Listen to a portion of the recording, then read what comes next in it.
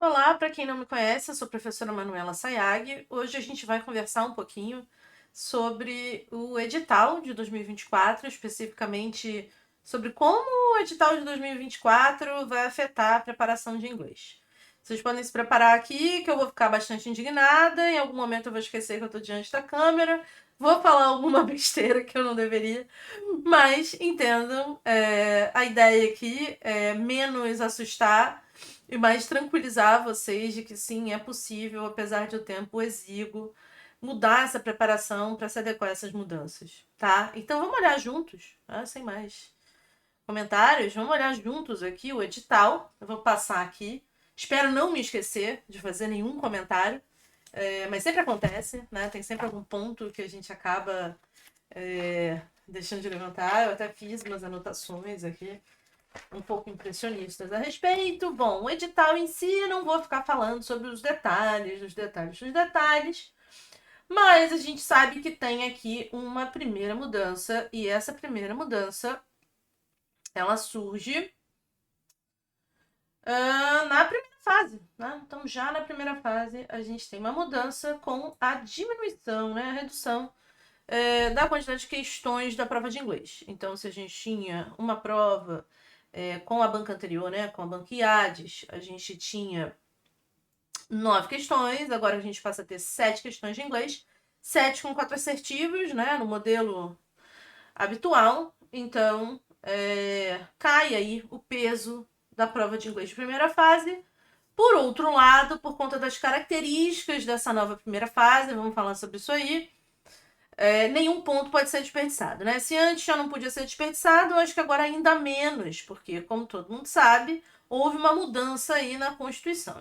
Na constituição dessas vagas, né? Na divisão dessas vagas. Então, especialmente para quem está concorrendo na ampla e não é mulher, qualquer ponto é importante, certo? A gente teve aí uma mudança bastante importante. Eu não vou ficar repercutindo sobre ela, porque eu tenho certeza vocês já assistiram lives de outros professores, de cursos e afins, e vocês sabem daquilo que eu estou falando. Então, vou me ater aqui ao inglês, porque ninguém está com tempo a perder nesse momento. Bom, diferenças entre a banca anterior e essa banca a respeito da prova de inglês. É verdade que eu não vejo diferenças tão absolutas, tá? De uma banca para outra a respeito da segunda fase, por exemplo, tá? Mas, digamos assim, né? Como corrige-se e elabora a segunda fase. Mas a respeito da primeira tem sim, tá? As provas do antigo CESP, que são, né, a origem do atual SEBRASP, elas eram provas um tanto mais complicadas do que as provas, pelo menos as provas que foram aplicadas pelo IADES nos últimos anos, tá? Então, no que diz respeito à primeira fase, vocês podem esperar questões um tanto mais elaboradas, com um vocabulário normalmente mais exigente, textos normalmente mais exigentes. As provas do período IADES, elas eram, ainda que com uma diferença ou outra, um pouco mais pão, pão, queijo, queijo, né? Tinha uma resposta possível e a resposta era apenas aquela. Houve um erro ou outro, uma anulação ou outra, mas geralmente eram provas muito diretas, tá? Aliás, uma outra pergunta que todo mundo sempre faz a respeito da quantidade de anulações. Não vejo uma grande diferença, tá? A prova de inglês é, infelizmente, comumente alvo de anulações, tá? Então, aconteciam anulações antes e acontecem agora. Eu acho que isso tem muito a ver com o tempo dedicado à elaboração da prova, mas às vezes tem a ver também com a própria questão da interpretação do texto, e aí surgem outras possíveis interpretações, tá? Uma característica que as provas da era CESP, né, tinham, que as provas da era IADES não tinham tanto, e eu acho que isso é importante ressaltar, é que, a respeito, né, das questões estritamente de vocabulário, né, substitui esse termo, pode ser substituído por aquele, perfeitamente substituído por aquele, eu achava que a banca se baseava um pouco mais em diversos dicionários. Eu tinha a impressão que a banca, no período IADES, era muito dicionário de Oxford, tá? E antes eu senti isso um pouco mais abrangente, trabalhando com sinônimos, especialmente, de outros dicionários também. o que significa que é importante dominar não apenas um significado, né, de cada termo que você aprende em inglês. Dominar múltiplos significados se mostra importante dentro desse contexto, tá? Então, essa seria a primeira repercussão. De resto, a respeito da interpretação de texto, se a gente toma como contexto as provas anteriores da Sebrasp, né, nos anos mais recentes, a gente pode esperar, sim, algum grau de dificuldade, acho que mais difícil do que vinha sendo com IADES, textos mais longos e não necessariamente com as indicações das linhas em que cada coisa acontece. E aí seria uma diferença também em relação à época do CESP, tá? Então, preparem-se para ter um pouquinho mais de trabalho. Eu espero uma prova com textos mais longos, textos mais densos e realmente questões um pouco mais bem elaboradas, tá? Para a primeira fase, eu acho que é isso, tá? Na segunda fase, que a gente realmente tem questões aqui bastante importantes que eu não quero deixar de comentar. Então, começando aqui, a gente vê que tem uma mudança fundamental. A prova de segunda fase de língua inglesa costumava ser composta, né, ao longo dos últimos imemoriais anos, de 4 exercícios. Uma redação, que tinha 45 a 50 linhas antigamente, né? 450, 500 palavras, se dizia assim.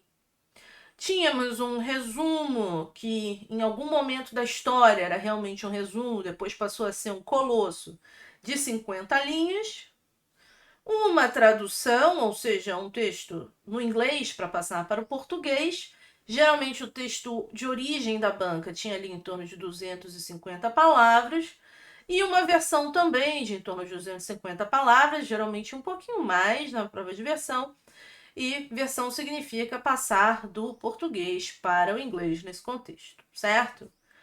Caíram o exercício de versão, que era um exercício do qual praticamente ninguém gostava, e o exercício de resumo, que realmente era um exercício que nem deveria existir, tá? Na minha concepção, era um exercício completamente estúpido e realmente não era um resumo. Só pelo fato de ser um resumo, que não era um resumo, que muitas vezes tinha quase o tamanho do texto original, ele não tinha razão de existir. Então, isso foi bem-vindo.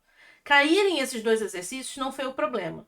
O grande problema na minha interpretação é pegar um candidato, e eu falo de todos, tá? Basicamente todos, que já tem dificuldade para escrever um texto em inglês de 45 a 50 linhas, sem cometer uma grande quantidade de erros, e aí eu abro um parênteses, pressupondo que a banca vai corrigir a redação, né? Coisa que não aconteceu nos últimos 2 anos, e eu sou enfática, não aconteceu.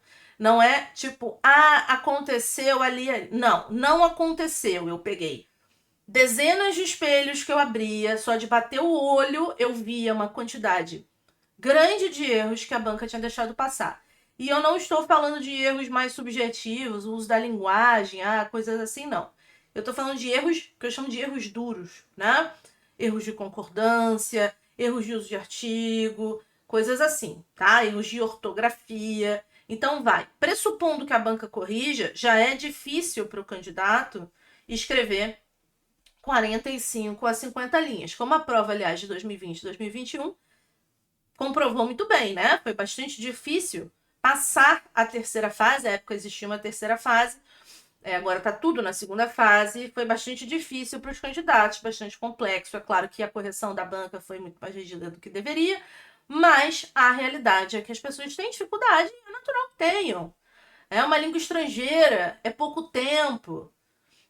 Não se sabe o tempo, né? A gente não sabe o tema da prova com antecedência, não tem edital nesse diabo dessa prova de língua inglesa, né? O que diz ali de conteúdo programático é o mesmo que dizer nada, por isso que eu nem passei, né? Nem vou passar. Não faz diferença, tá? E aí eles acham, tá tranquilo. Vamos fazer um de 65 a 70 linhas.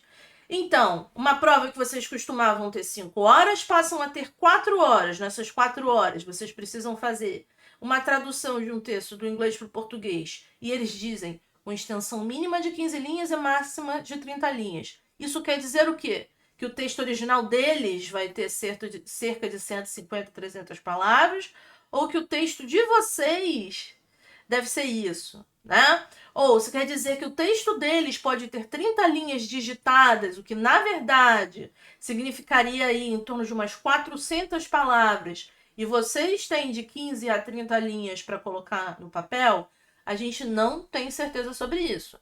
Então, o melhor é teste com diferentes traduções. Traduções mais curtas, traduções mais longas. O que eu acho que vai prevalecer? Não dá para saber, tá? Eu já li isso aqui num dia, achei que vai prevalecer uma tradução mais curta para poupar tempo, e depois achei, não sei, pode ser que seja uma tradução mais longa. Na dúvida, com os meus alunos, eu vou treinar ambos. Porque quem consegue fazer uma tradução mais longa vai conseguir fazer a mais curta, certo? Essa história de extensão mínima de linhas, aliás, é de uma das maiores burrices que podem existir. Porque as pessoas têm letras de tamanhos diferentes. Para quem escreve com uma letra minúscula, 15 linhas, é difícil atingir 15 linhas. Para quem escreve com uma letra gigante, é mole chegar a 15 linhas. E se é bom ou ruim ter 15 linhas numa prova de língua estrangeira, não sei. Numa tradução é um pensamento, né? Mas numa redação, eu não acho uma boa ideia você ter uma letra muito pequena numa redação em que você está sujeito a cometer mais erros, pressupondo que a banca corrija. E aí eu chamo a atenção para um segundo ponto. A banca CESP, né, hoje o Sebrasp, é uma banca que, historicamente, corrigia a prova de inglês. Corrigia com mais rigor, às vezes cometia erros também, mas menos, tá? Infinitamente menos do que a banca anterior. Então, eu pressuponho que eles vão corrigir essa prova. E aí tem mais uma outra coisa, a forma como eles corrigem para fazer os espelhos.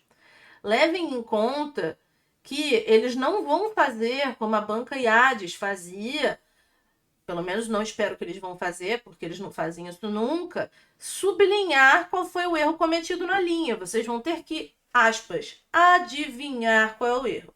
Eles têm sim uma tabelinha em que eles dizem, linha 3, aí vão marcar assim, 2x, 2 erros de morfossintaxe. Mas o que eles consideraram aqui nessa linha inteira erro de morfossintaxe? Te vira, você vai descobrir e vai fazer um recurso. E pode ser que você receba de resposta que você não identificou o que eles acharam que era erro. Então, seu recurso foi inútil, tá? Então, em antecipando, eu disse que eu não ia assustar as pessoas, mas levem isso em conta. Então, a gente tem uma redação com uma extensão mínima de 65 linhas, máximo de 70 linhas. Acho isso um absurdo, acho isso um retrocesso, acho isso um grande problema para a preparação e acho que isso vai exigir muito treinamento por parte de todos os candidatos, mesmo aqueles que já se sentiam em uma situação mais confortável. Por quê? Quando a gente inclui pelo menos 15, ou no caso de alguns, a gente está falando aí de 25 linhas a mais, significa que o argumento precisa ser aprofundado. A análise crítica, ela precisa ser melhor. O uso de exemplos, né? Vocês precisarão usar mais exemplos, ou vocês precisarão trazer um argumento a mais. Vai depender do tema e da estruturação que vocês façam, aliás. Não existe resposta única. Eu escrevo com mais linhas, cada parágrafo, pode ser que faça sentido. Agora, se os seus parágrafos já têm ideias que estão suficientemente explicadas, talvez o que você precise seja de mais um parágrafo em que você aprofunde por mais um lado, né? Por mais uma dimensão o tema, tá? Então, é sim, uma outra dificuldade, eu acho que vocês precisam se preparar para isso, é treinar fazer esses dois tipos de exercícios nesse tempo, tá? E isso muda também, é claro, a relação com fazer, né, com o passar a limpo. Porque para muita gente dava tempo antes de passar limpo, agora talvez não dê, o texto é mais longo. Vai depender da velocidade de munheca de cada um, né? Como é que usa ali, como é que escreve rápido ou não, tá? Eu acho que isso é uma dificuldade bastante significativa.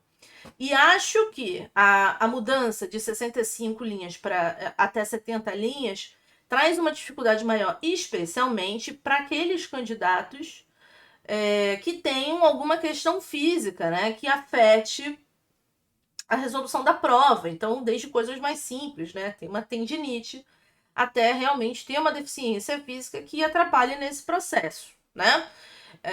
Que dificulte o processo de escrita, ainda por cima dentro de um ciclo de provas, fazendo outras provas e tal. Então, eu achei essa mudança bastante complicada e achei que vai ser uma mudança que vai realmente afetar todo mundo. Deixa eu deixar isso aqui um pouco mais claro, falando sobre os critérios de correção.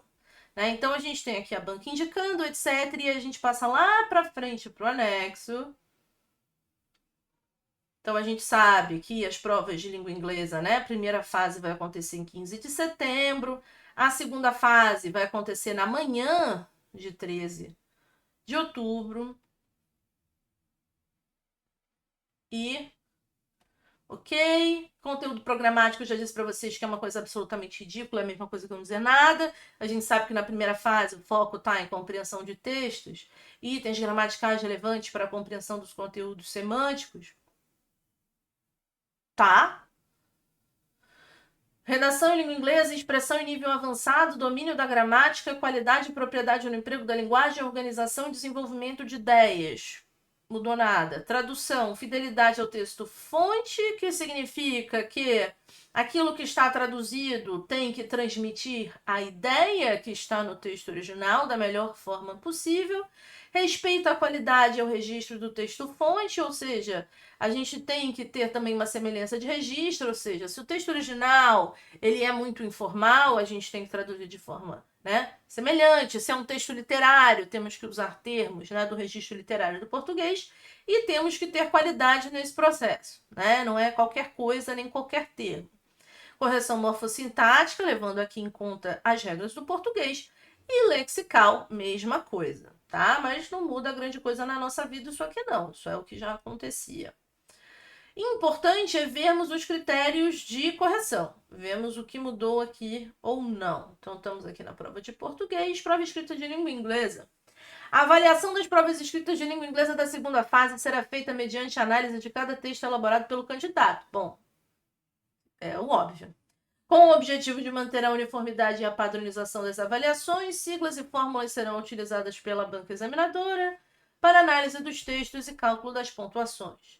Tais informações encontram-se detalhadas a seguir e servirão para análise pelos candidatos das avaliações feitas pela banca examinadora e o embasamento de recursos a serem interpostos por eles após a divulgação dos resultados provisórios. E, aliás, importante, a banca Sebrasp, ela tem a possibilidade de fazer recursos tanto a favor quanto contra o gabarito provisório, que vai sair logo depois, né, no fim de semana seguinte à prova, tá? Acho que, se eu não estou enganada, no fim de semana seguinte, eu não me lembro a data exatamente, mas é logo na sequência da prova, tá? Isso antes de ter visto teu espelho, tá? Aí depois, vendo o espelho, você vai fazer recursos a partir do seu espelho diante do gabarito, que foi aquele que prevaleceu. Tá? O que pode ser um pouco estranho, né? Um pouco contra-intuitivo. A redação e a tradução da prova de escrita de língua inglesa serão avaliados segundo os critérios a seguir. Então, primeira mudança aqui, né? Além da extensão, a redação agora vale 70 pontos. Saber escrever redação torna-se mais importante do que nunca. Dos quais os critérios são absolutamente os mesmos de antes, mas o cálculo muda. A pontuação muda e o cálculo muda, tá? Organização do texto e desenvolvimento do tema. Leia-se macroestrutura. Item A, apresentação ou impressão geral do texto. A gente está falando, né? Divisão de parágrafos, você ter uma tese bem definida. Você olha para o texto, né? Os parágrafos estão divididos de forma equivalente, etc, etc. Legibilidade, ou seja, quem não estudou caligrafia estuda aí, né? Uma caligrafia clara, legível. Estilo, ou seja, o estilo se assemelha ao estilo usado na língua inglesa. Os parágrafos têm ritmo, o texto tem cadência, esse tipo de coisa que importa para estilo. E coerência, o uso de exemplos, por exemplo, ou o texto, né, faz sentido ali dentro dele. Você não está dizendo uma coisa uma hora e depois outra, então o texto tem uma linha argumentativa que vai fazer sentido. Isso vale 10 pontos. Critério de argumentação. Capacidade de argumentação, critério 1B, significa objetividade, sistematização, conteúdo e pertinência das informações. A mesma coisa que a gente já tinha antes. isso vale 10 pontos. O critério de argumentação, ele está diretamente ligado ao critério de capacidade de análise e reflexão. E aqui sim uma grande diferença. Passa a valer 25 pontos. Ele valia 5 pontos. Agora ele vale 25 pontos. Isso é uma mudança brutal. A banca está dizendo para vocês que não basta vocês escreverem alguma coisa em inglês buscando evitar cometer erros. Ela está dizendo para vocês que a qualidade daquilo que vocês argumentam, a qualidade da análise e da reflexão é tão importante quanto a correção gramatical. E eu diria mais do que isso. A banca está dizendo para vocês que a macroestrutura é mais importante do que a microestrutura. O texto precisa ser bem pensado e bem roteirizado, e vocês não podem fazer simplesmente qualquer coisa. Vocês têm que pensar a respeito daquilo ali, né? E aí fica para quem quiser fazer meu curso de redação, fazendo uma pequena propaganda, eu explico como isso acontece lá, tá? Mas isso aqui é uma mudança que vocês têm que levar em conta, né? No edital passado, a gente já tinha uma tendência nesse sentido, com a nota de capacidade de análise, né? Apesar de ela valer 5 pontos, ela se transformava também num peso a ser colocado no critério de correção gramatical e propriedade da linguagem, que eu achava, à época, que era meio que um bis in idem, né? Como se eles punissem vocês 2 vezes por não conseguirem fazer uma boa análise, uma boa reflexão. Isso foi corrigido, felizmente, e a gente tem agora, de forma independente, o critério de correção gramatical e propriedade da linguagem, que vale 25 pontos. E outra coisa que muda, que é muito importante, é que agora zerar o critério de correção gramatical e propriedade da linguagem não significa zerar o exercício inteiro. Isso é muito importante, tá? Para a democratização do certame. Então, na prática, esses critérios são todos somados, né? Soma simples. Correção gramatical, por exemplo, se ela fica, se você comete mais erros, né, e atinge uma pontuação abaixo de 25, é contado como 0 e não como uma nota negativa nessa soma. No exercício de tradução, que agora vale 30 pontos contra os 15 de antes, nós teremos a fidelidade ao texto original valendo 15 pontos, também uma mudança importante, e a correção gramatical e a propriedade da linguagem valendo 15 pontos. Ou seja, a banca dizendo para vocês que eles são equivalentes. Antes, o critério de correção gramatical e propriedade da linguagem valia mais do que o critério de fidelidade, mas assim como acontecia lá na redação, o critério de fidelidade tinha passado a trazer um peso para a nota de CGPL. Então, de novo, rolava ali um bis in idem. Não acontece isso mais. São 2 critérios separados. O problema deles a gente não consegue jamais entender perfeitamente, diante dos problemas dos últimos 3 anos, né, 3, 4 anos, como a banca vai corrigir a fidelidade. Às vezes vai tirar pontos na fidelidade, a correção gramatical e propriedade da linguagem. Vai tirar pontos de CGPL que na verdade seriam pontos de fidelidade. Foi uma má tradução, mas não necessariamente é um erro gramatical ou um erro de uso da língua, tá? Então essa sutileza ela é bastante difícil. Na verdade, ela não é difícil de ser feita, ela só foi difícil de ser aplicada pela banca nesses últimos anos.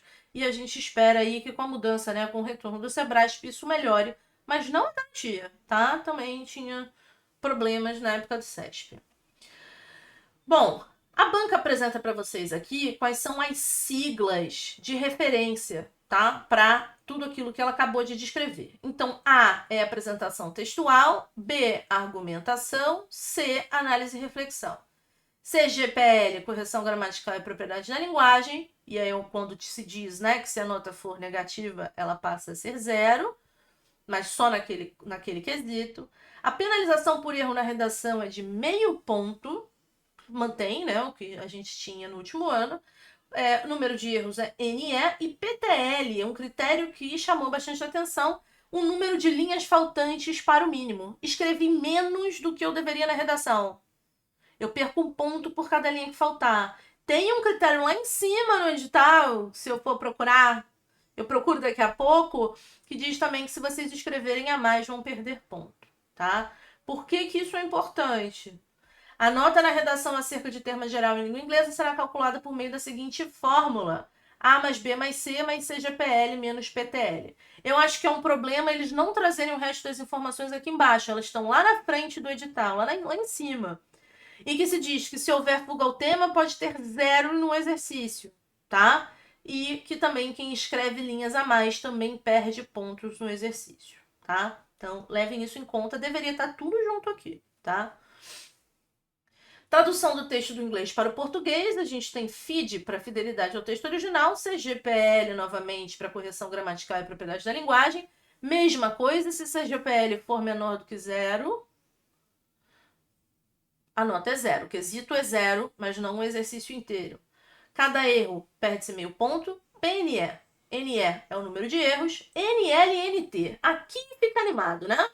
Número de linhas não traduzidas. PLNT. A penalização por linha não traduzida a 1 ponto. Posso dizer para vocês o que eu acho? Acho que esse critério é idiota.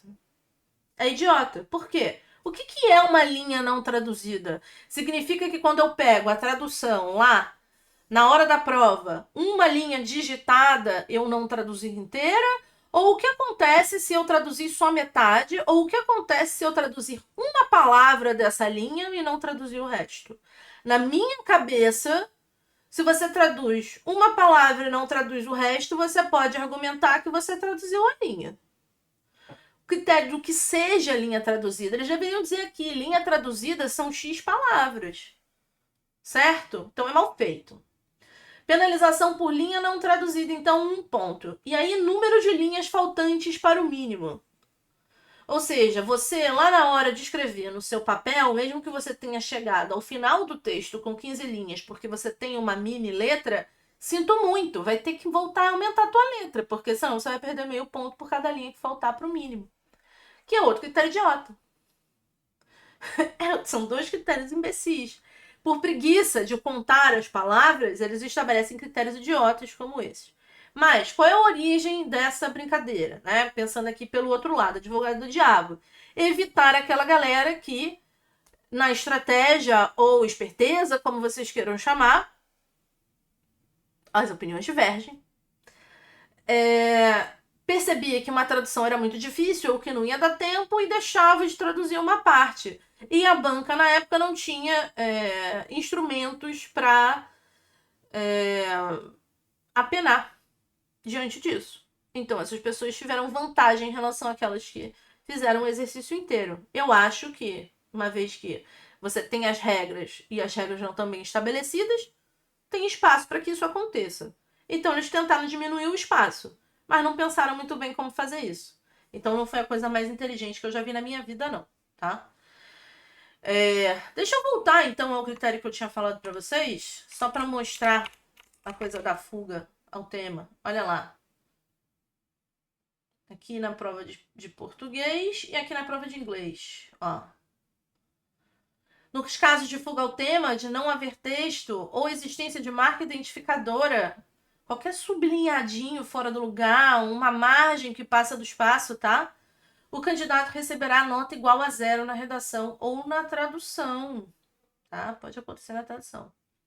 A nota do candidato na prova escrita de língua inglesa será igual à soma das notas obtidas de redação, etc, etc, etc. Tem em algum lugar a coisa da linha, mas eu não me lembro exatamente onde tá, não. Quer ver? Eu não sei onde tá. Sinceramente, não me lembro onde está, tá? Mas costuma ter, e eu acredito que tem esse ano de novo, eu acho que eu vi de novo, tá? Bom, mas de qualquer forma tem um máximo, tá? Na redação. Eu imagino que a folha de prova, inclusive, não vai dar espaço, tá? Vai terminar na linha 70. Então, vocês não conseguiriam também escrever a mais. Então, quando a gente olha o edital como um todo, percebe mudanças aí, que são mudanças que vão impactar todo o processo, né? Tanto o estudar para a primeira e segunda fase, especialmente para a segunda fase, eu acho que o treinamento não vai poder. Eu já achava isso, tá? Mas agora mais do que nunca, não vai poder ficar para aquelas semaninhas antes da prova de segunda fase. Quanto antes possível. Eu não tô falando isso só para não, porque eu vendo o curso. Não, porque até tá tudo bastante encaminhado já aqui pro meu lado. É porque eu realmente acho isso, tá? vocês precisam treinar o quanto antes. E precisam se preparar para o processo de fazer os recursos, porque o recurso de redação mais longo vai ser diferente, a forma como eles marcam, né? Na verdade, eles não marcam o erro, ela é diferente. E os critérios mudaram, alguns para o bem, outros nem tanto. Eu acho que, por exemplo, a forma, né? Muito se disse, a prova de inglês deixou de ser eliminatória. Agora não zero mais se eu zerar o critério CGPL. Mas o fato de não zerar mais o candidato, de não chamar a atenção para o comportamento da banca ao zerar uma grande quantidade, os exercícios de uma grande quantidade de candidatos, permite também que eles deem uma enorme quantidade de notas baixas, se vocês pararem para pensar. Porque aí eles não podem ser acusados, né, de querer eliminar todos os candidatos. Então isso também é bastante importante. Coisas que eu queria dizer para vocês. Eu acho que era isso. Eu acho que esses eram os principais comentários. Não consigo me lembrar de nenhuma outra coisa que eu queira dizer. Fora que, se vocês tiverem interesse em realizar os meus cursos, tanto os cursos individuais de correção, as aulas particulares, quanto os cursos gravados, e aí eu trago algumas opções para vocês, tanto os cursos de primeira e segunda fase comentadas, que vão estar prontos ao final dessa semana, vão estar todos, né, ali disponíveis, né, o núcleo vendido deles, não o bônus. O bônus tomou uns diazinhos a mais, mas tudo que foi vendido tá ali. Primeira e segunda fase comentadas, o curso manual de escrita, que é o curso de redação, o núcleo duro dele também vai estar disponível até o final dessa semana. As aulas de aperfeiçoamento, refinamento, né, nos dias seguintes, e um módulo de gramática para quem entrar já vai poder ter acesso.